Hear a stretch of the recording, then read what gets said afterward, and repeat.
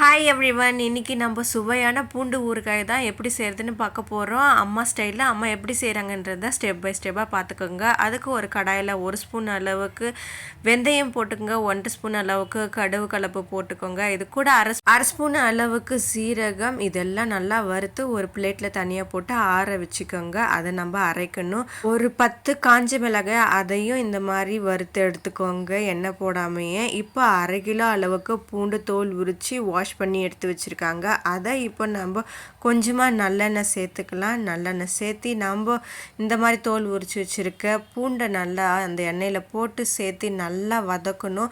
ஒரு 50% வதங்கினதுக்கப்புறம் இப்போது இதுதான் இப்படி தான் இருக்குது. இன்னும் ஒரு 50% நல்லா பொறுமையாக வதக்குனிங்கன்னா இந்த அளவுக்கு வரும். இப்போது இந்த ஸ்டேஜில் தனியாக பூண்டை எடுத்து வச்சுக்கோங்க. அதே எண்ணெய் கடாயில் நம்ம கொஞ்சமாக கடுகு போட்டு சீரகம் போட்டு ஃபஸ்ட்டு தாளிச்சிக்கலாம். 1/2 ஸ்பூன் அளவுக்கு பெருங்காயத்தூள் அதையும் சேர்த்திக்கோங்க.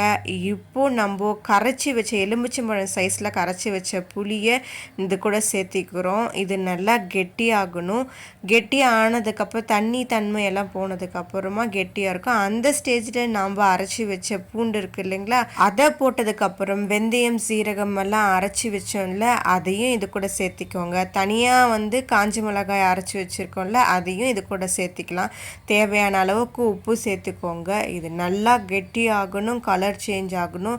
இந்த அளவுக்கு வந்ததுக்கப்புறமா நம்ம இது இந்த மாதிரி லோ ஃப்ளேமில் வச்சு வதக்குனிங்கன்னா தனியாக இந்த எண்ணெய் தனியாக பிரியும். அந்த ஸ்டேஜில் நம்ம இதை நிறுத்திக்கலாம். அவ்வளோதான், ரொம்ப டேஸ்டியான ஊறுகாய் அம்மா ஸ்டைலில் ரெடி. இதை சுட சுட சாதத்துக்கும் தோசைக்கும் வச்சு சாப்பிட்டிங்கன்னா ரொம்ப சூப்பராக இருக்கும். ட்ரை பண்ணி பாருங்கள். Bye bye. Subscribe my channel.